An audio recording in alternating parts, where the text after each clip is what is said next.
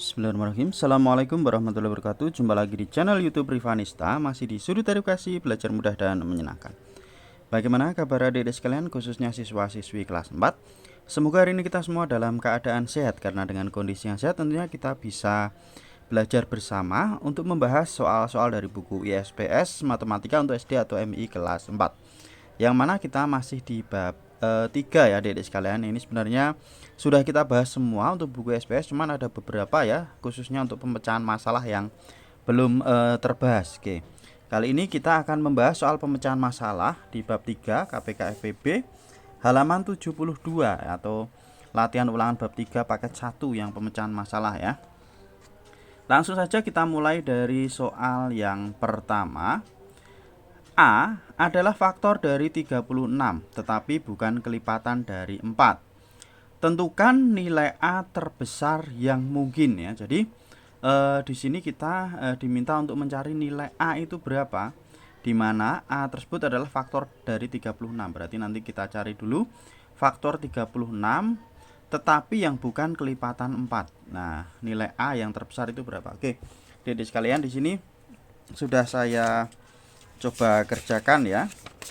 Kita bahas bersama-sama. Jadi tadi diketahui A adalah faktor dari 36 dan bukan kelipatan 4 ya. A-nya tadi faktor 36 dan bukan kelipatan 4. Ditanyakan tentukan nilai A terbesar yang mungkin. Nah, kita cari dulu faktor 36 ya, bisa dengan cara perkalian atau dibagi ya. Jadi faktor dari 36 itu adalah 1 2, 3, 4, 9, 12, 18, dan 36. Jadi semua bilangan yang membagi habis 36 itu adalah faktor dari 36. Oke.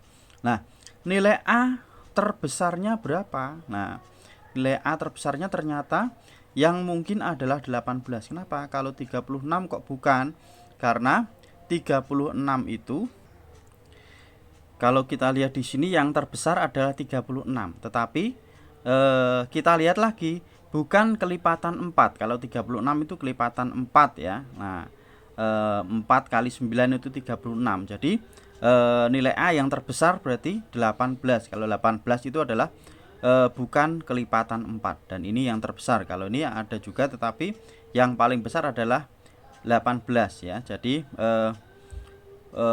diminta tadi nilai A terbesar, di mana A tersebut itu bukan kelipatan 4 ya. Jadi jawabannya adalah 18.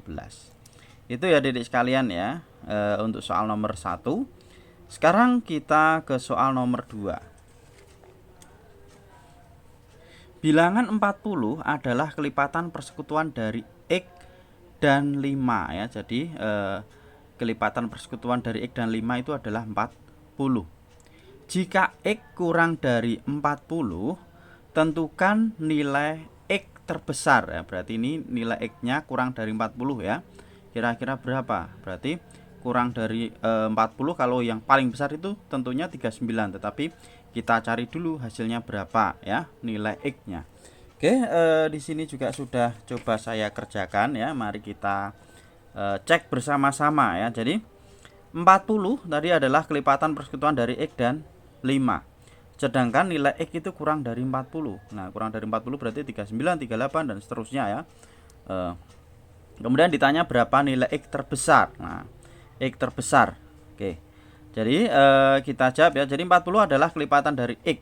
Maka untuk mencari X itu berarti faktor dari 40 ya. Nah, faktor dari 40 itu berapa? 1, 2, 4, 5, 8, 10, 20 dan 40. Ini faktor dari 40. Nah, sekarang X kurang dari 40. Nah, yang kurang dari 40 berarti X terbesar yang mungkin dan memiliki kelipatan persekutuan 40 bersama 5. Nah, 5 itu 5 juga termasuk faktor dari 40 ya.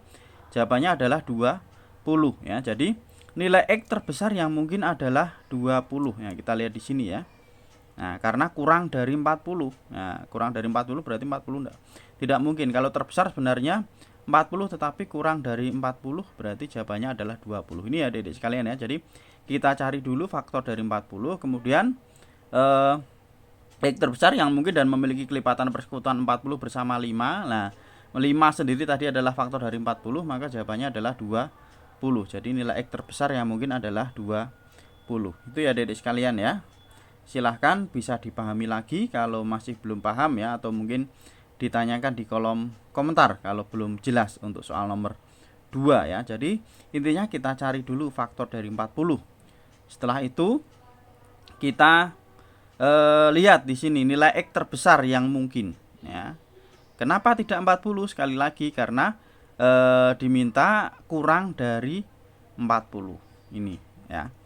Itu untuk nomor 2 ya. Sekarang kita ke soal nomor 3 ya. Seorang pasien harus meminum obat A setiap 6 jam sekali dan obat B setiap 5 jam sekali. Pukul 6 pagi ini, setelah minum obat A, ia langsung meminum obat B ya, berarti bersamaan ya. Dalam satu hari itu, pada pukul berapa saja ia tidak meminum obat satupun. Ya, oke. Berarti kalau satu hari kita ngitungnya dari pagi sampai malam ya, sampai jam 12 malam atau 24 pukul 24 ya. Karena kalau mulai jam 1 malam sudah dihitungnya besok pagi. Jadi kita ngitungnya cukup sampai malam ya dalam satu hari. Oke, caranya seperti apa? Di sini udah saya tuliskan ya. Jadi oke. Diketahui obat A diminum setiap 6 jam sekali. Kemudian obat B diminum setiap 5 jam sekali. Pukul 6 pagi ini setelah meminum obat A langsung meminum obat B, berarti hampir bersamaan ya. Ditanya dalam satu hari pukul berapa ia tidak meminum obat satupun. Nah, berarti kita yang pertama-tama tentukan dulu pukul berapa pasien meminum obat ya. Kalau setiap 6 jam sekali berarti yang obat A kita cari kelipatan 6 ya. Sampai jam 12 malam berarti sampai jam 24, atau ini sampai 24 berarti 6. Kelipatan 6 berarti 6, 12, 18, 24. Kemudian obat B setiap 5 jam sekali berarti kita tulis kelipatan 5 ya. 5, 10, 15, 20 ya. 25 enggak mungkin karena sehari cukup sampai jam 24 ya. Kita sampai 20 saja berarti. Kemudian jika pasien minum obat pukul 6, maka obat A diminum dengan penambahan kelipatan 6 ya. Berarti dimulai dari pukul 6 kita tambah 6 berarti dimulai dari jam 6. Tambah 6 berarti pukul 12. Kemudian tambah 6 lagi pukul 18. Tambah 6 lagi pukul 24 atau jam 12 malam ya. Itu untuk obat A, berarti minumnya jam-jam itu. Kemudian obat B. Obat B sama, dimulai minumnya tadi jam 6. Tetapi kelipatan 5 berarti kita tambah 5 ya. Jadi jam 11. Kemudian minum lagi jam 16 dan minum lagi jam 21. Nah, jadi dalam sehari pasien tidak minum obat satupun pukul lah. Berarti selain ini ya, selain jam-jam yang ada di sini, berarti selain jam 6 berarti sudah jam 7, 8 ya, 9, 10 nih saya tuliskan di sini, udah saya tuliskan semua ya. Jadi tidak meminum obat satupun pada pukul 7, 8, 9, 10 ya pagi ini ya. Kemudian 13 atau jam 1 ya, 14, 15 dan 17 ya, ini dari siang sampai sore. Kemudian pukul 19, 20, 22 dan 23 ya malam ya. Jadi dalam sehari berarti ngitungnya dari pagi sampai dengan malam ya. Itu adik-adik sekalian ya untuk jawaban soal nomor 3. Kalau mungkin masih belum jelas bisa dipahami lagi ya. Silahkan bisa disalin, dipahami atau mungkin diulang lagi penjelasannya. Kita lanjutkan ke soal nomor 4. Dua orang memukul dua alat musik yang berbeda. Bunyi alat musik pertama adalah dung. Berbunyi setiap 3 detik sekali ya. Jadi setiap 3 detik dipukul dengan bunyi dung ya. Dan bunyi alat musik kedua adalah trek. Berbunyi setiap 5 detik sekali. Jadi setiap 5 detik dipukul dengan suara trek ya. Bagaimana bunyi alat musik yang terdengar pada detik ke-20 dan ke-120? Oke. Untuk nomor 4 di sini juga sudah saya tuliskan ya. Mari kita bahas bersama-sama. Jadi diketahui dua orang memukul dua alat musik berbeda. Bunyi alat musik yang pertama dung itu tiap 3 detik sekali. Bunyi alat musik kedua trek itu tiap 5 detik sekali. Ditanyakan bunyi alat musik yang terdengar detik ke-20 dan 120. Nah, itu apa? Oke. Berarti pertama-tama kita tentukan faktor dari 20 dan 120 ya. 20 dan 120 tadi ya, di detik ke-20 dan 120 ya. Faktor dari 20 itu adalah 1, 2, 4, 5, 10 dan 20 ya. Kemudian faktor dari 120 ada 1, 2, 3, 4, 5, 8, 10, 12, 15, 24, 30, 40, 60 dan 120. Ini saya tuliskan semua ya faktornya. Kemudian 3 kita lihat. 3 itu merupakan faktor dari 120. Nah, kemudian 5 itu merupakan faktor dari 120 dan 20. Nah, 5 ada di sini, ada juga di sini. Nah, oke, jadi pada detik ke-20, nah detik ke-20 terdengar track ya. Kenapa? Dan detik ke-120 terdengar dung dan track karena tadi detik ke-20 terdengar track ya. Track itu tadi adalah ini tadi ya, faktor dari ini ya, 5 detik, tiap 5 detik berarti tadi faktor dari 5 tadi faktor dari 20 dan 120 berarti terdengar track ya. Kemudian kalau yang detik ke 120 ya, 120 tadi terdengar dung dan track secara bersama-sama. Jadi kita lihat ya. Jadi 3 merupakan faktor 120. Nah, faktor 120 berarti nanti terdengar track ya. Ini maaf, 3 merupakan faktor dari 120.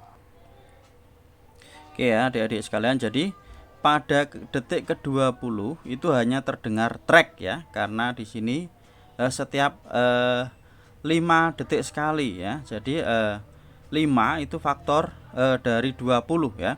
Sedangkan pada detik ke-120 itu terdengar dung dan track ya. Kenapa terdengar dung dan track? Karena di detik 120 ini tadi lah faktor dari 120 itu ada 3 dan ada 5. Jadi terdengar dung dan track secara bersamaan ya, karena faktor dari 130 ada 3 dan 5. Sedangkan faktor dari 20 hanya ada 5. 5 tadi hanya terdengar suara track. Itu ya adik-adik penjelasannya ya. Jadi kita cari faktornya dulu, terus kita lihat pada detik keberapa faktornya apa yang masuk di situ.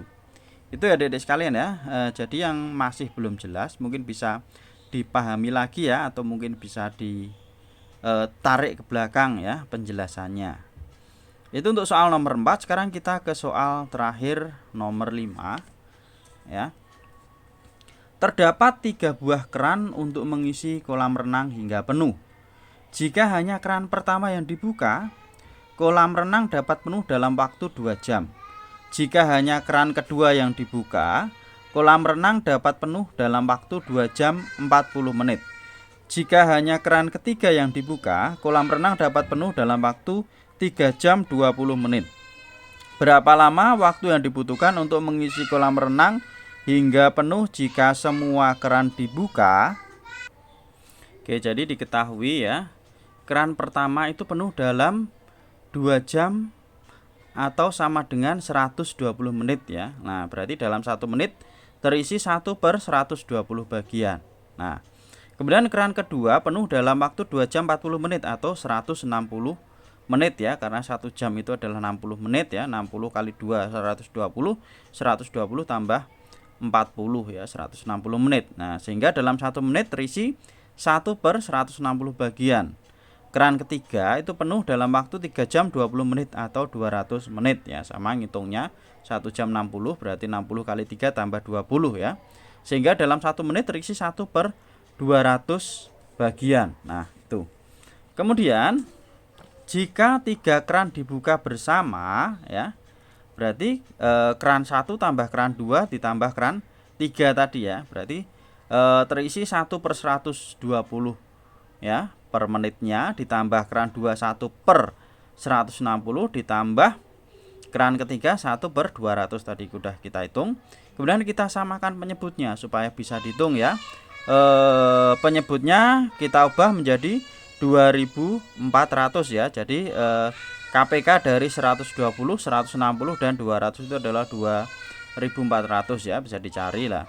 Selanjutnya kalau penyebutnya 2400, maka pembilangnya juga kita ubah jadi 120 menjadi 2400 itu kalikan 20. Ini juga kita kalikan 20. Sama ya. Kemudian 160 jadi 2400 itu dikalikan 15, maka ini juga kita kali 15, dan ini 200 jadi 2400 kali 12, ini juga kita kali 12. Oke.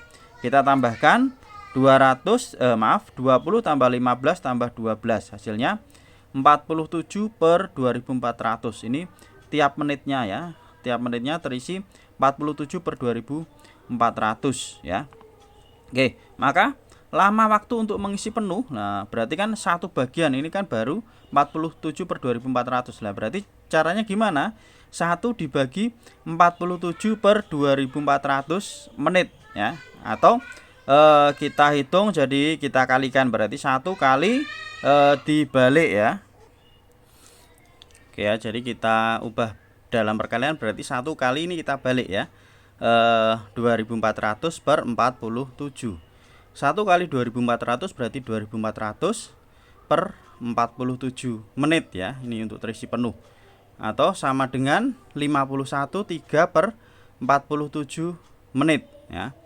Atau kalau kita ubah dalam bentuk desimal berarti 51,06 menit ya. Jadi 3 per 47 itu kalau kita ubah dalam desimal 0,6 ya. Jadi jika semua keran dibuka, kolam renang akan penuh dalam waktu 51 3 per 47 menit atau 51,06 menit ya. Berarti kurang dari 1 jam ya adik-adik sekalian. Hanya kalau kita bulatkan berarti 51 menit itu kolam akan terisi penuh. Nah, itu ya adik-adik sekalian untuk penjelasan pemecahan masalah halaman 72 ya. Untuk pemecahan masalah yang lainnya yang belum terbahas nanti akan kita bahas di video berikutnya ya. Terima kasih sudah belajar bersama, semoga bermanfaat, dan saya akhiri. Assalamualaikum warahmatullahi wabarakatuh.